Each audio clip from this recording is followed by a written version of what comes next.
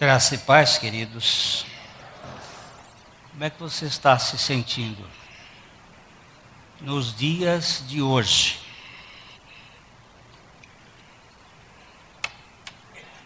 Falando sério, como é que você está percebendo o tempo que você está vivendo?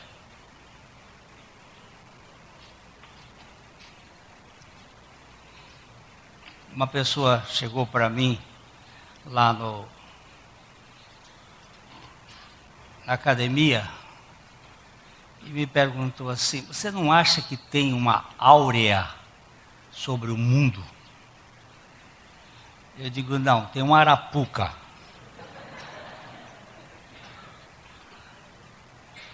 Não tem uma áurea. Nós estamos debaixo de uma nuvem.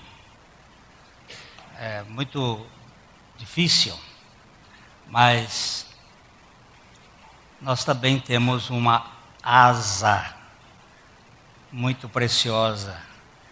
Debaixo dela nós estamos seguros. Salmo 91.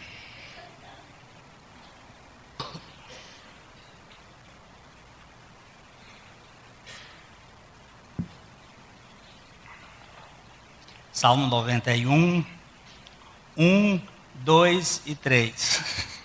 O que habita no esconderijo do Altíssimo e descansa à sombra do Onipotente, diz ao Senhor: meu refúgio e meu baluarte, Deus meu, em quem confio.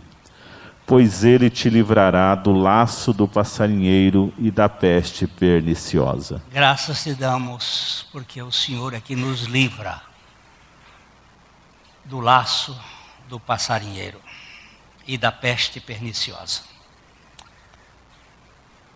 Nós já temos andado aqui sobre laço do passarinheiro. Já vimos Nimrod, a cultura que aprisiona as pessoas, que deixa a gente amarrado ou algemado com algemas invisíveis. Nessa cultura, ora do medo, da ansiedade, do mérito. Você tem que ser o melhor. Não o melhor para a glória de Deus, porque nesse caso você será liberto, mas o melhor para se expor dentro de um mundo de concorrência. E esse laço do passarinheiro é uma arapuca que mantém as pessoas sob custódia. Você critica uma pessoa? Sério? É que você se coloca numa posição de juiz para achar que aquela pessoa... Você sabe a história daquela pessoa? Você já pensou o que está por trás daquela história?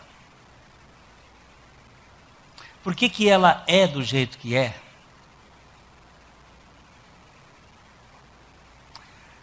O que traz aquela vida ser tão inadequada? Será que Jesus pode libertar a gente de todas estas coisas? Será que Ele pode nos livrar desse sistema que nos aprisiona? Na última vez que nós estivemos aqui falando sobre esta questão, nós levantamos o problema do sistema cultural da época do profeta Ezequiel, em que a feitiçaria havia tomado conta do povo de Deus e eles estavam debaixo de uma escravatura de ritualismos, de práticas, como Talvez hoje nós estejamos vivendo também essa forma de caçar as almas. E a gente vai partir daí e vamos andar um pouquinho mais. Ezequiel 13, 20 a 23. O profeta Ezequiel estava falando da Babilônia, onde o povo de Deus estava escravizado dentro de um sistema opressor. Portanto, assim diz o Senhor Deus: eis aí vou eu contra vossos invólucros feiticeiros, com que vós caçais as almas como aves, e as arrancarei de vossas mãos. Soltarei livres como aves as almas que prendestes. Preste bem atenção, isto aqui é muito parecido com o sistema religioso que nós vivemos hoje, com sal que a pessoa precisa colocar na casa. Eu tenho uma moça que ouviu o evangelho lá no Rio Grande do Sul, ela agora está colocando sal para purificação na porta da casa dela, porque ela entrou nesse processo de que você tem que fazer alguma coisa para poder merecer. São as orações que as pessoas fazem, levando o saco nas costas, subindo um morro, e ali ele vai ser atendido por causa do seu esforço. Você fica debaixo do sovaco de 319 homens que faziam parte do exército de Abraão para a libertação. Então você passa debaixo deles e você vai ser liberto. Toda essa cultura era aquela cultura de lá.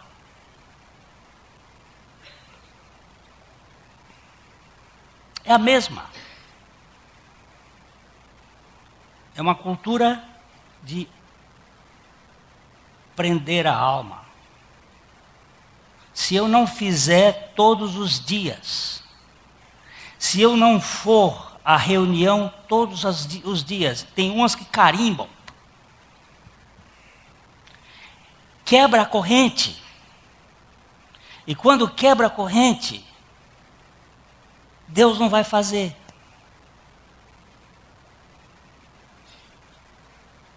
Isso entra na sua porta, na sua casa, pela janela da televisão, todo dia. Se você não for aquele que desempenha, então Deus não se compromete a fazer em sua vida o que Ele prometeu. A promessa de Deus está dependente da sua obediência. Não é a sua obediência que está dependente da palavra de Deus. E aí nós invertemos os papéis. E veja bem que ele diz que esses invólucros feiticeiros com que se caçam as almas. Eu quero que vocês guardem bem essa questão. Feitiçaria não é obra do diabo. Feitiçaria é obra da carne. O apóstolo Paulo disse isso no capítulo 5 de Gálatas.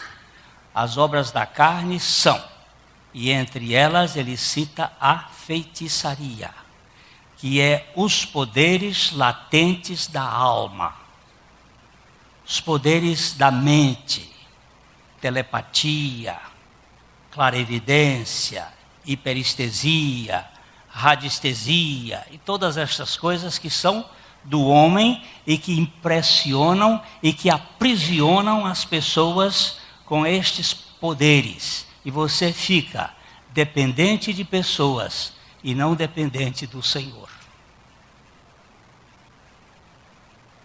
Você fica escravo de gurus, de homens que têm o poder de manejar as forças divinas.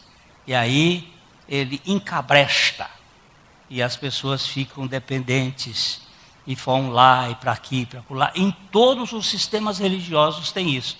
E Deus está dizendo que Ele quer livrar esse povo dele e soltar como a alma que foi presa. Versículo 21. Também rasgarei os vossos véus e livrarei o meu povo das vossas mãos, e nunca mais estará ao vosso alcance para ser caçado. E sabereis que eu sou o Senhor. A cultura babilônica é uma cultura de véus, de coberturas, porque ela está preocupada com aparência. Desde que eles saíram de lá da Babilônia, nunca mais eles tiraram o quipá na cabeça. E as mulheres usando véus. E o sistema fica velado, porque não é um sistema de revelação, é um sistema de obediência por comportamento, por conduta. Não é a graça de Deus operando na pessoa. Ele disse: eu rasgarei esses véus e livrarei o meu povo das vossas mãos, das mãos destes manipuladores que querem ter controle sobre a vida das pessoas. O único que pode controlar a nossa vida é o Deus Altíssimo, porque este nos ama e não vai impor a nós nada que Ele mesmo não providencie. Quando Ele diz assim, sede santos, Ele diz, sede santos porque eu tenho santidade para dar para vocês. Eu sou santo. E vocês vão ser santos com a minha santidade.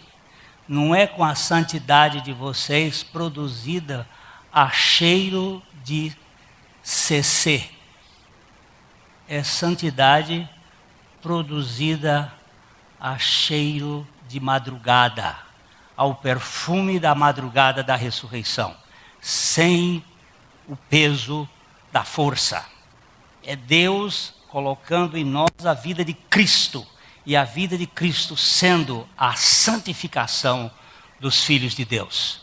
Não é santificação por conduta, é santificação por crescimento da vida de Cristo em nós. Crescei na graça, em primeiro lugar, e no conhecimento de nosso Senhor Jesus Cristo. É totalmente diferente.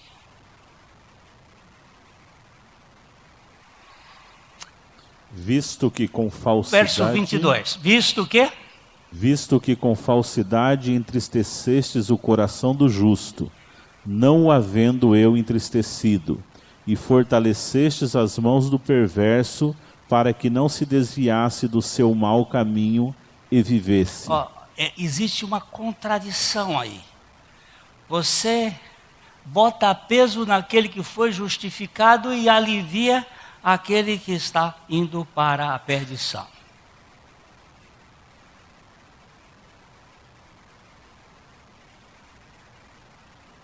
Você não percebe que isso aí está errado? Esse comportamento aí é um comportamento adoecedor, escravizante, que pesa, que dói.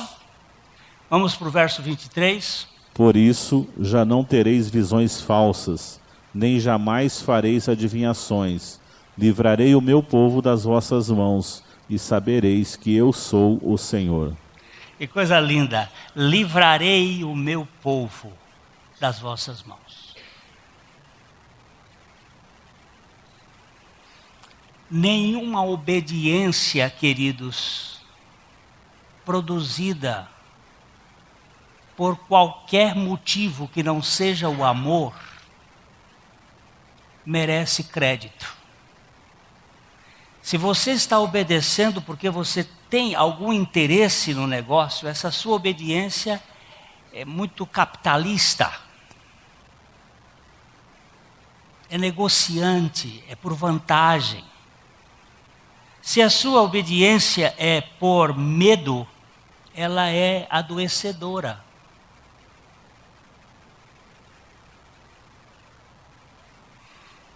O professor Lippmann, ele nos ensinava na universidade uma coisa, que educar é saber frustrar. Frustrar, você sempre tem que frustrar a criança. Mas saber frustrar é o processo da educação. E A frustração melhor é por amor e firmeza. Amor e firmeza. Firmeza não é despotismo, mas é a posição de segurança para que a criança saiba o que escolher. Todo sistema que você coloca medo não traz alegria. A Bíblia diz que no amor não existe medo, antes o amor lança fora todo medo. E aquele que tem medo não pode ser aperfeiçoado no amor. A obra de Deus é uma obra de dentro para fora. Então, esse é o pano de fundo da cultura que está nos aprisionando. E foi para a liberdade que Cristo nos libertou. Permanecei, pois, na liberdade e não vos submetais de novo a um jugo de escravidão. Paulo estava falando ali em Gálatas capítulo 5, verso 1. Pode dar uma olhada em Gálatas 5, 1 para a gente... Para a liberdade foi que Cristo nos libertou. Permanecei, pois, firmes e não vos submetais de novo a jugo de escravidão. Para a liberdade. Liberdade condicional não é liberdade. Liberdade provisória não é liberdade. Liberdade só é liberdade quando todas as coisas me são lícitas. Mas eu fiquei livre de tal maneira que nem todas me convêm. Todas as coisas me são lícitas, mas na liberdade foi tão categórica que eu escolho aquelas que edificam pela superior operação da graça de Deus em mim.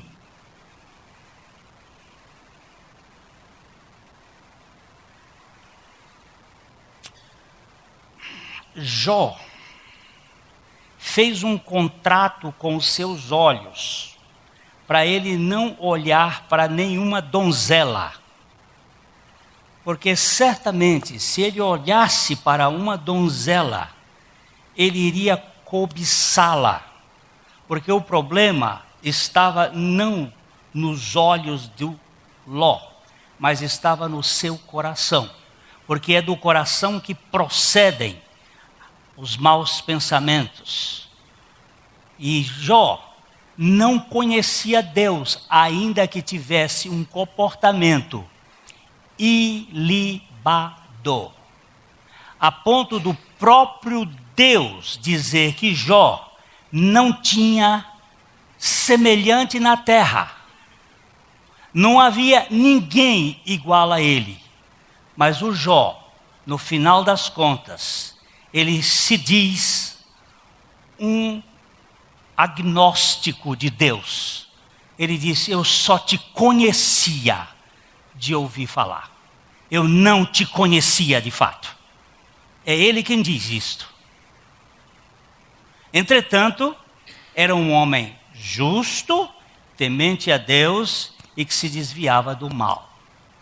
Graças a Deus que Satanás foi usado para trabalhar na vida de Jó. Deus chamou Satanás e colocou Satanás na vida de Jó para fazer uma obra maravilhosa no propósito da salvação. Porque Deus usa quem quer, quando quer, da maneira que Ele quer. E quando Ele quer salvar uma pessoa, não existe possibilidade dessa pessoa resistir à sua graça irresistível. Não existe possibilidade. Aqui na cidade de Londrina, no Hospital do Câncer, um senhor recebendo a palavra do Evangelho dado por um dos irmãos nossos, aqui, este homem disse para ele: eu não quero ouvir este Evangelho, você não precisa gastar tempo comigo. Mas ele é um palhaço de Deus, e ele não tem nenhuma vergonha de pregar o evangelho e de ir lá cantar e de pregar e falar. Ele é um capelão que não tem curso de capelania formal, mas é um capelão de Deus. E ele vai ali no hospital e anuncia. E um dia desses, o homem, quando ele entrou lá, ele virou-se para ele e disse: seu filha da mãe. E aí deu ainda mais umas coisas. Você de tanto me pregar, eu acabei crendo. O cara está ali na cola. Eu não sei quem é que Deus quer salvar, mas eu sei a quem Ele mandou eu pregar. Ide por todo o mundo e pregai o evangelho a toda criatura. E Ele, no seu poder, Ele vai fazer aquilo que eu não posso e você não pode. Ele nos usa para sermos instrumentos da pregação do evangelho. E aí ele diz: foi para a liberdade que Cristo nos libertou. E o contexto disso aqui era o seguinte: os judeus haviam crido em Jesus Cristo, mas a turma judaizante, quem é a turma judaizante? São aqueles judeus que foram para o cristianismo, mas o judaísmo não saiu deles. Eles estão no cristianismo, mas eles são judeus, são judaicos, são legalistas, são moralistas, estão preocupados no encabrestamento das pessoas e não na transformação do coração que só Deus sabe fazer. E Paulo estava falando para aqueles crentes da galáxia: vocês estavam correndo até bem. O que foi que aconteceu que vocês impediram a maratona? Quem foi que fez isso com vocês? Quem foi que distraiu vocês diante cujos olhos foi Cristo exposto como crucificado? Eu quero saber quem é essa turma que está mordendo em vocês, porque eles estavam preocupados com o prepúcio do pênis, de tirar uma membrana do pênis. E Jesus está preocupado em fazer a circuncisão do coração e não do órgão sexual. Enquanto o judaísmo se preocupa com a parte externa, o Senhor Jesus Cristo está voltado para a parte interna. Não são as ligações com o exterior que valem, mas as ligações com o trono. E esta Deus vê. E é com esta que nós temos que nos manter, é diante do trono de Deus. E só podemos permanecer diante do trono de Deus por causa de Jesus Cristo, que nos libertou da prisão do pecado. Queridos, ele estava dizendo: como é que vocês estavam libertos e agora não permanecei, pois firmes, e não vos submetais de novo a nenhum jugo, a nenhuma canga que escravize você. Eu gosto de estar no meio dos irmãos e venho para a igreja, já fiz todas as minhas contas. Foi por educação dos meus pais que me ensinaram a ir à igreja. Por isso eu deixei de ir há algum tempo. Foi pelo dever de ser pastor, também não porque onde eu posso ir e tem irmãos em outros lugares, se eu estou livre, eu quero estar com eles. Qual é o motivo? É que é bom e agradável que os irmãos estejam reunidos juntos. É bom ficar com os justos de Deus. Eu queria ver se eu acho este Salmo 16, será o verso 3 ou o verso 6, sobre a importância da alegria de estar com os irmãos. Eu não sei se é o 3 ou o 16. Ah, é o 3 mesmo. É o 3. Quanto aos santos que há na terra, são eles os notáveis, nos quais tenho todo o meu prazer. Sabe uma coisa da cultura religiosa que nos deixa? Eu vou à igreja porque hoje é domingo. É dia da missa. Eu vou para ficar com os irmãos porque fui culturalmente educado nisto. Mas esse salmo está me dizendo que quanto aos santos que há na terra, são eles os notáveis. Essa palavra notáveis ela é muito importante. Considere-se o outro superior a você mesmo. Os notáveis, nos quais eu tenho o meu prazer. Hoje nós conversávamos com duas irmãs, a mãe e a filha que perdeu o irmão querido, o pai dela, o marido. E essas irmãs estavam dizendo, estamos com muita saudade dele, muita saudade. E a filha dizia, meu pai era um adorador, ele chegava aqui, ele adorava. Quando as pessoas, os vizinhos, se lembram dele lá como aquele que adorava ao Senhor. Cantava, jubiloso. Ela dizia, eu estou com muita saudade. E as lágrimas desciam pelo rosto das duas. Elas estão aqui, agora à noite. Mas as lágrimas rolavam. Mas elas disseram, mas se eu tivesse oportunidade de perguntar a papai o que ele queria fazer, voltar aqui, eu tenho certeza que ele ia dizer, não. Lá é muito melhor. Eu estou com o meu papai. Eu estou na libertação. Lógico que enquanto nós estivermos aqui nesse mundo, vamos ser bênçãos na proporção em que o Senhor permitir que nós sejamos bênçãos. Mas os santos de Deus na terra, o quanto eu tenho a liberdade e o prazer de estar com eles, não por obrigação.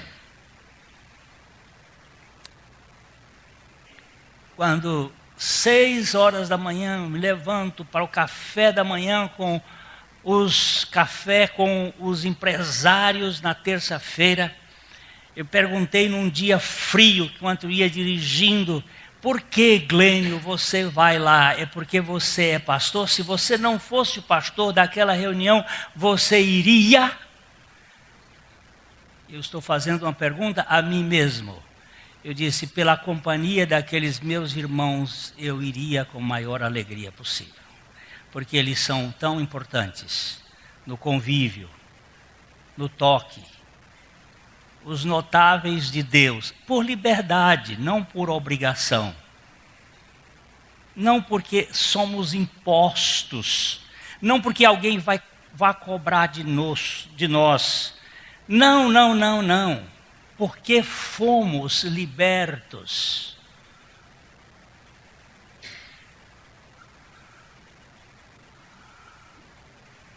Minha filha outro dia disse, papai, você só corre de um lado para o outro. Você não tem tempo para vir aqui na minha casa. Isso é a caçula. A caçula tem essas coisas. Você não vem aqui em casa e disse, filhinha, papai está errado. Estou tão ocupado com tantas coisas, eu preciso tirar um pouco deste peso da obrigação para poder estar com você um pouquinho mais.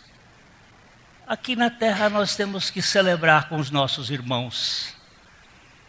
Eu sei que muita gente acha bobagem isto, o que eu estou dizendo, mas eu considero isso importante.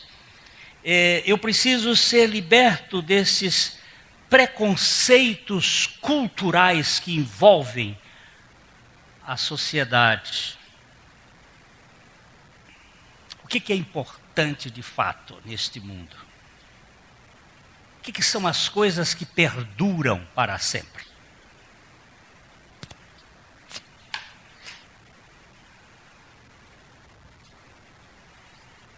Tem um texto bíblico que eu acho de uma Eu fiquei muitos anos com esse texto engasgado na minha goela.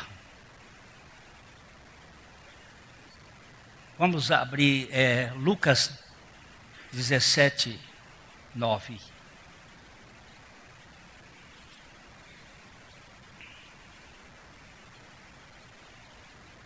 Porventura terá de agradecer ao servo porque Não, volta, é 6, acho que é 6, por favor.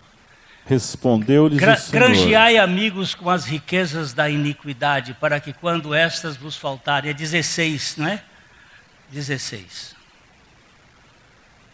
Granjeai amigos com as riquezas da iniquidade. Ele não fazia parte do script da mensagem e agora veio, mas... E eu vos recomendo, das riquezas de origem iníqua, fazei amigos, para que quando aquelas vos faltarem, esses amigos vos recebam nos tabernáculos eternos.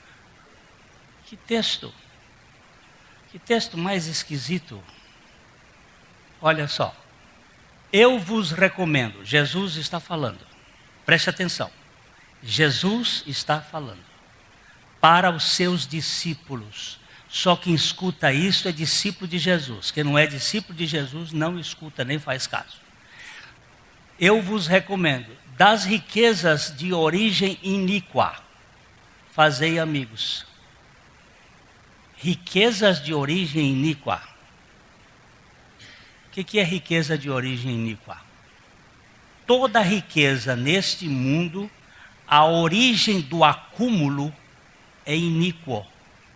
Porque se não fosse por causa do pecado, nós viveríamos num mundo de escambo, de troca, de cooperação. Mas a origem, não é que o dinheiro que está no meu bolso eu ganhei iniquamente. É a origem dela. Das riquezas de origem iníqua, o que ele diz? Fazei amigos, granjeai amigos. Amigo é o termo mais... Foi o último termo que Jesus usou para os seus discípulos antes da ressurreição. Porque depois da ressurreição ele usou um outro título, filhos. Mas antes, o último foi amigos. Servo, discípulo, servo, amigos. Depois ele disse, o servo não sabe o que faz o seu senhor. Granjeai amigos, para que quando... Aquelas são as riquezas. Aquelas vos faltarem, esses amigos vos recebam nos tabernáculos eternos. Quer dizer que estes amigos que eu granjeei com as riquezas de origem iníqua e que foram antes de mim para a eternidade, eles vão ser porteiro na minha chegada. Eles vão me cumprimentar, eles vos recebam nos tabernáculos eternos. Os seus amigos, onde você investiu, qual foi o maior investimento que você já fez na terra?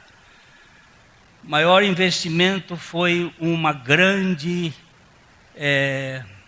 OSX. OGX.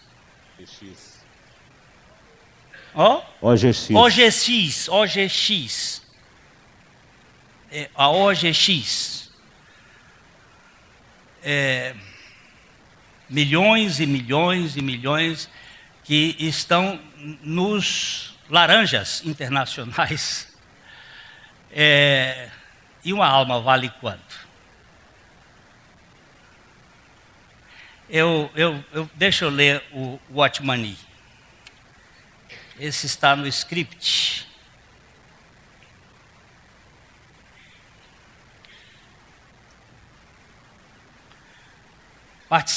O Watchman dizendo, participei de uma campanha evangelística numa universidade ao sul da China. Encontrei um velho amigo, colega de escola. ele havia estudado nos Estados Unidos por um tempo e foi trabalhar na universidade como professor de psicologia. Contou-me que havia chegado a uma conclusão quanto à vida cristã e tinha o hábito de dizer aos seus alunos que era possível explicar as tão aclamadas conversões num ambiente puramente psicológico, que aquilo não passava de uma impressão psicológica. Antes da campanha começar, eu fiz uma visita a ele e compartilhei acerca de Cristo. Ele me ouviu por um tempo e então, sorrindo gentilmente, disse: não é boa a ideia de você pregar para mim.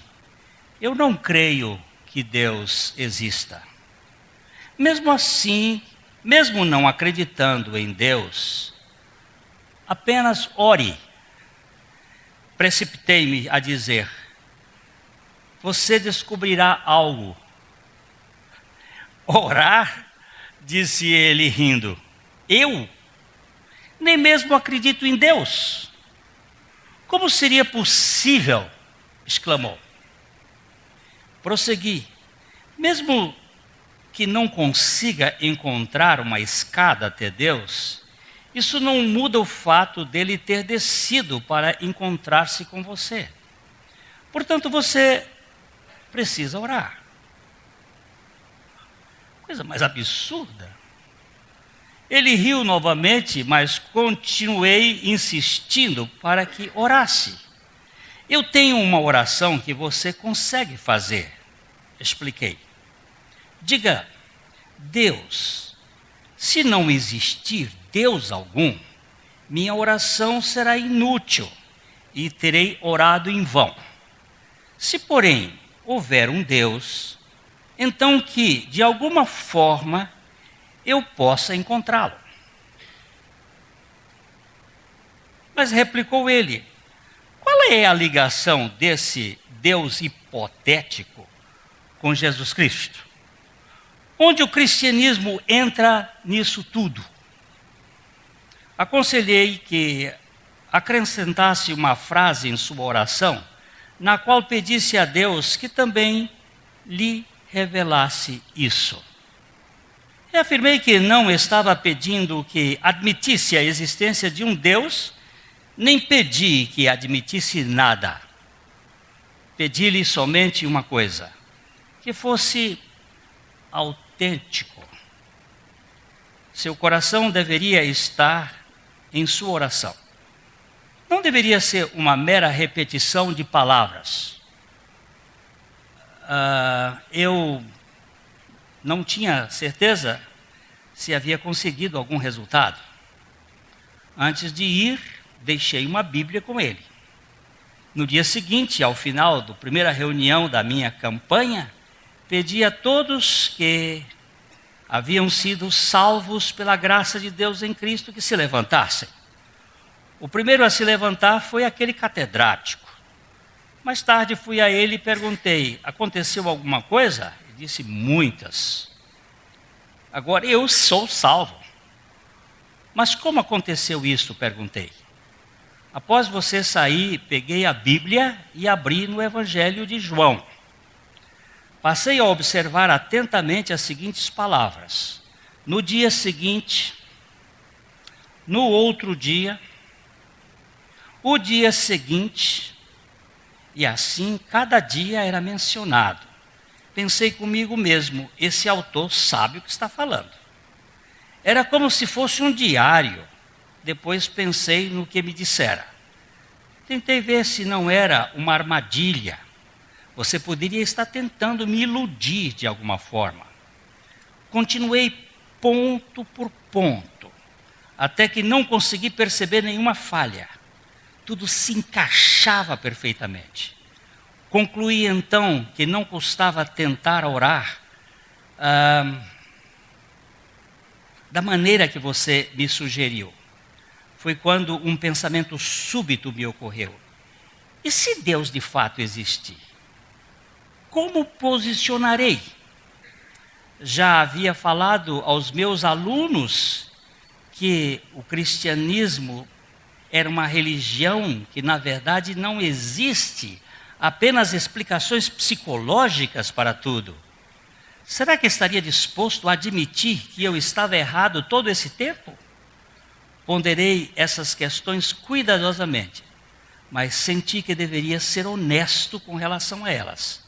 Concluí que, se Deus realmente existisse, eu seria um tolo se não acreditasse nele. Ajoelhei-me e orei. E enquanto orava, percebi em meu coração que Deus existia. Não posso explicar como, mas simplesmente soube. Lembrei-me do Evangelho de João que havia lido e de como ele parecia uma testemunha ocular. Se as coisas ocorreram de fato como estão relatadas, ali, Jesus era o Filho de Deus e eu, portanto, estava salvo. Isso é, mudar a cultura. Tirar a névoa da cultura, pela graça de Deus no Evangelho. Não tem mistério. Não é tentar convencer as pessoas. É deixar que Deus faça a obra dele. Pastor chegou no restaurante, a moça estava servindo, e ele perguntou para ela assim, a garçonete: filha, você ora? Ela disse: não tenho tempo. Mas ele viu que ela estava muito agitada com os negócios, então ele fez uma sugestão. Pegou a sua carteira, tirou uma nota de $100. Garçom sempre gosta de gorjeta. E ele fez uma proposta para ela muito engraçada. Eu nunca teria a ideia de fazer uma coisa dessa. Ele disse: daqui a 2 meses eu vou voltar aqui. Eu vou te dar essa nota de $100 se você me prometer que vai fazer uma oração. Ela disse: mas eu não tenho tempo. Ele disse: mas a minha oração é muito pequena. Se você prometer, ela disse: olha, quando eu prometo eu cumpro. Ele disse: então, ótimo. E qual é a oração? Lord, save me. Senhor, salva-me. Você pode fazer isso quando você estiver colocando o batom nos seus lábios, ou penteando o seu cabelo, ou escovando os dentes. Você pode fazer isso de uma maneira muito frugal. A moça disse: mas daqui 2 meses eu vou receber $100. E me custa fazer essa oração. Eu prometi e eu vou cumprir. No primeiro dia ela disse: God save me. Foi embora. E no segundo, e no terceiro, no quarto dia ela disse: mas save me de quê? Salva-me de quê? Afinal de contas, de que eu estou pedindo para me salvar? Aí ela disse: eu pedi uma pessoa que tinha uma Bíblia emprestada, e ele me deu uma Bíblia, e eu abri lá, e eu vi um texto bíblico que o apóstolo Paulo disse. Eu já estou contando a história pelo fim.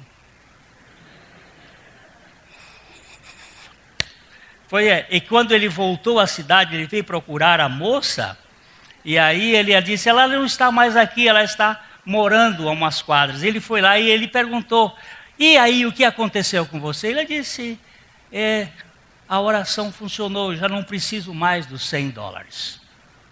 E ele disse: como aconteceu? Ele disse: foi aí que ele disse: eu achei uma Bíblia aí. Então eu comecei a ler e eu encontrei o apóstolo Paulo que disse assim: Cristo Jesus veio ao mundo salvar os pecadores, dos quais eu sou o principal. Aí ela disse: eu já sei que é salvar os pecadores. E o apóstolo Paulo disse que ele é o principal. E depois, no outro dia, eu achei um outro texto que Jesus veio buscar e salvar o que se havia perdido. Eu já sabia que eu era pecadora e perdida. E então, diante daquilo, eu olhei para Jesus e disse: Lord, save me.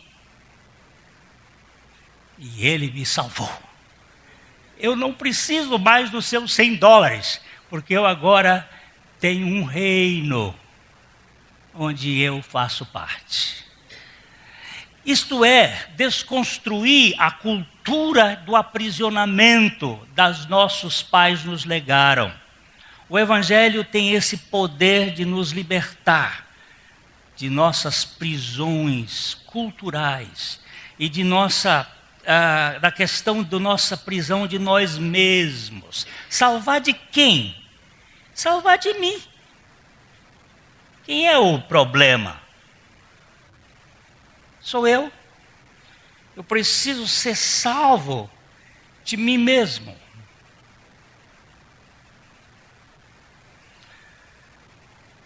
Dos meus preconceitos, dos meus traumas, da minha rabugice, das manias. Será que Deus tem o poder de nos libertar realmente de todo o laço do passarinheiro? Vamos ver Amós 5, 3. Perdão, 3, 5. 5 e 6.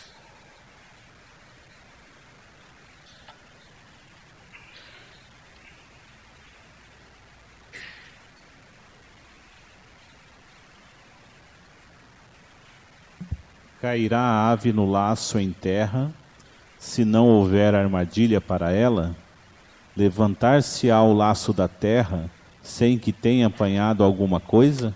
A primeira pergunta que o Amós está falando é assim: cairá a ave no laço da terra, em terra, se não houver armadilha para ela?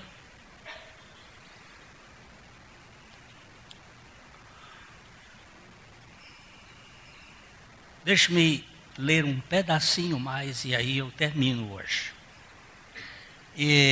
Esse livro, chamado Deus é o Evangelho.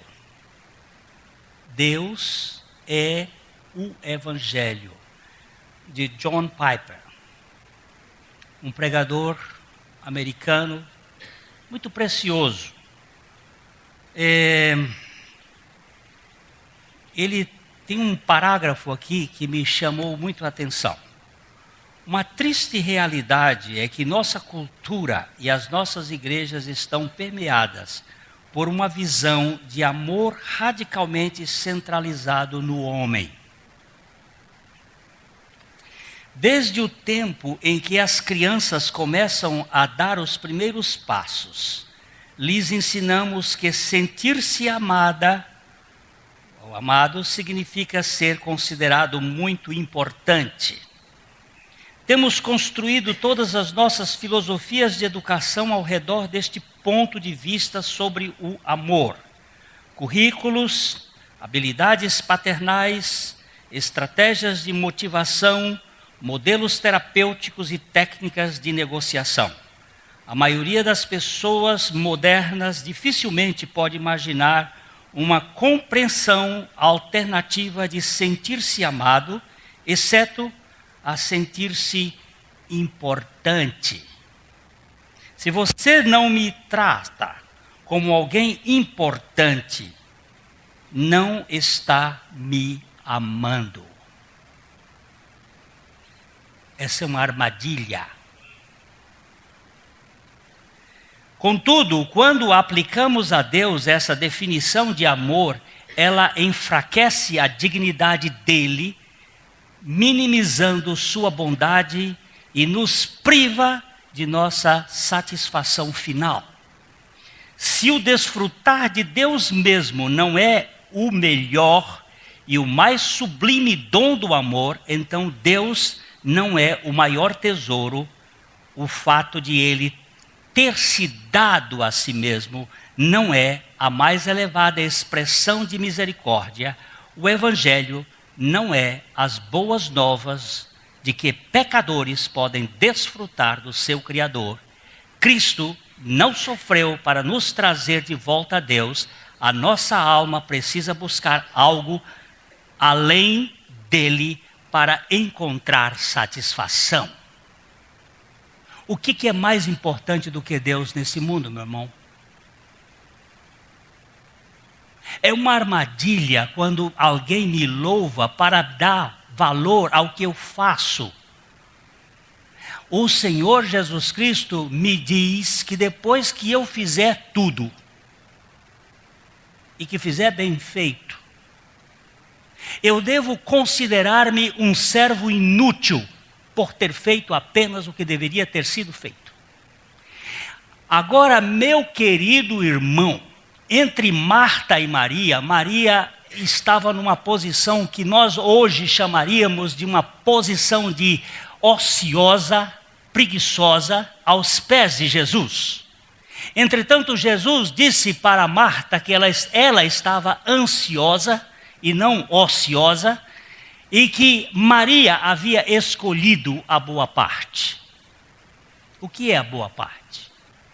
É o próprio tesouro. Qual é o próprio tesouro? É a bênção de Deus, ou como disse alguém, o Deus da bênção? Uma armadilha que prende a alma da gente é o quanto nós somos importantes para este mundo e não o quanto Jesus Cristo fez para nos alcançar pela sua graça.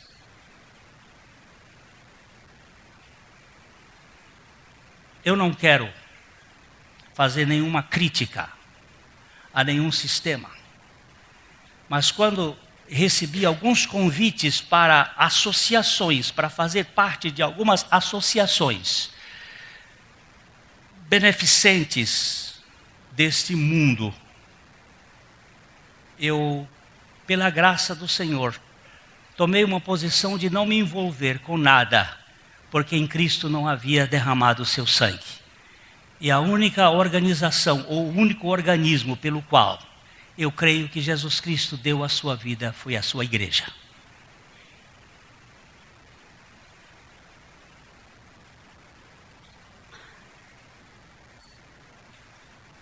Não me envolvo, não porque não seja boa a organização,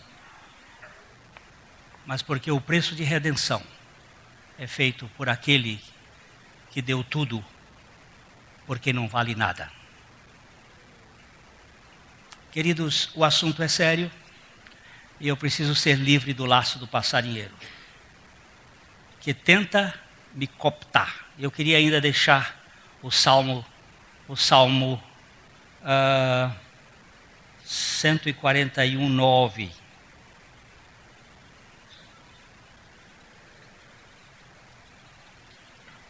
Antes do Salmo 141:9, eu estou fazendo a oração de Jacó. Jacó havia passado o irmão para trás e o irmão vinha se encontrar com ele. Ele sabia que aquele encontro era bem perigoso. Quando ele percebeu que o encontro ia dar problemas, ele fez uma estratégia para encontrar o irmão. Ele dividiu os filhos e as mulheres em grupo e fez uma espécie de estratégia de guerra. Foi colocando na frente as crianças para ver se quebrava o coração de Esaú. Mas ele fez uma oração que eu gosto muito dela. Ela disse: Senhor, livra-me do meu irmão. E essa oração eu tenho feito: Senhor, livra-me de eu viver escravo do meu irmão, tanto da sua crítica como dos seus elogios. Livra-me do meu irmão. Eu não estou pedindo do inimigo, porque ele já sabe como fazer. Eu estou pedindo: livra-me do meu irmão. Eu não quero viver numa gaiola sem poder cantar nos dias de trovão. Quando estava trovejando essa semana passada, minha esposa, nós estávamos conversando, eu disse: procura ver se tem algum passarinho cantando. Eles estão todos em silêncio. Só existe um passarinho que canta no dia de trovão. É o roxinol. Esse não tem medo de trovão.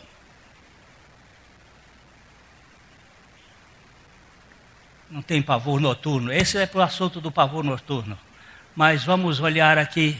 Guarda-me dos laços que me armaram e das armadilhas dos que praticam iniquidade. Senhor, eu tenho tantos laços na vida. Pastor Reis Pereira foi meu professor de história eclesiástica. Um dia ele falando, ele disse assim: eu dou graças a Deus, porque Ele tem me livrado de muita coisa que eu não sei. Eu achei muito engraçado aquilo. Ele tem me livrado de muita coisa que eu não sei. Ele tem me livrado de muitos laços que foram armados. Eu nunca tomei conhecimento. E nem quero tomar. Porque Ele é o Deus que guarda-nos dos laços do passarinheiro. E nos tira dessas algemas invisíveis. Para a gente viver com libertação. Terminar para a gente tomar a ceia, queridos. Eu me lembro de Spurgeon, pregador inglês do século XIX. Ele era um pregador maravilhoso. Eu considero o príncipe, não eu, mas eles consideram o príncipe da pregação naquela época. E uma das coisas que Spurgeon era alegre. E um dia ele saiu com um colega dele para andar na mata. E os dois estavam andando na mata, de repente ele falou para o doutor fulano de tal lá, que eu não me lembro o nome dele, disse: vamos rir. Rir? De quê? Ele disse: você não tem motivos? Ele disse: mas qual a causa? Ele disse: a redenção não é uma causa. Você foi liberto das prisões do inferno. Você foi liberto. Vamos rir? Aí ele disse: agora eu vejo motivo. Ele diz: por isso que Paulo disse: alegrai-vos sempre no Senhor. Outra vez digo: alegrai-vos. E os dois patetas ficaram por 15 minutos dando gaitadas dentro da mata. O doutor que escreve, eu não me lembro o nome dele, se é Langer, qualquer coisa assim, ele diz assim: foi os momentos mais gloriosos que eu já tive na minha vida, quando nós ríamos das grandezas da misericórdia do Senhor por nos ter libertado da escravatura, da prisão, do laço do passarinheiro. Vamos rir? Ou você não tem motivo para rir? Não, eu sou um mal-humorado de carteirinha. Eu vivo debaixo da luta de não ser amado. Eu quero ser importante. Pois é, o Dr. John Pipe está nos dizendo uma coisa muito preciosa. Entre o ser importante e o ser amado, eu quero ser amado sem ser importante. Porque o amor cobre multidões de pecados. Esse momento é um momento de lembrança, é um momento para nós olharmos aquele que teve a misericórdia de vir buscar a gente. Lembre-se da palavra do Watchman Nee com o doutor da psicologia. A mensagem que você acabou de assistir faz parte do Ministério de Comunicação Palavra da Cruz. Temos um grande acervo de estudos bíblicos em áudio e vídeo. Distribuímos também gratuitamente o jornal mensal Palavra da Cruz. Entre em contato conosco pelo fone 0 operadora 43 3372 8900 ou pelo e-mail livraria@piblondrina.com.br. Visite-nos pelo site www.livrariapiblondrina.com.br ou acesse www.piblondrina.com.br. Graça e paz.